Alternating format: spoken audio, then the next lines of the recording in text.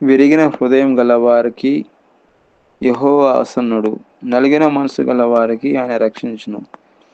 ఇక్కడ కీర్తన గ్రంథము 34వ అధ్యాయము 18వ వచనంలో మనం చూసుకున్నట్లయితే విరిగిన హృదయం గల వారికి యెహోవా ఆసన్నుడు.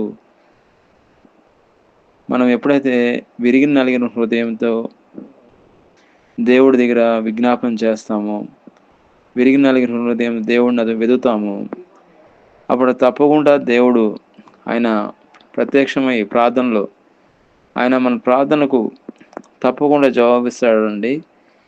మనం ఉదాహరణ చూసుకున్నట్లయితే హన్న, ఆమె ఎంతో వేదంతో దుఃఖంతో పిల్లలు పుట్టలేరు ఆమెకి, పిల్లల కొరకు ఎంతో వేదన ఆమె ప్రార్థన చేసినట్లు మనం చూస్తాం.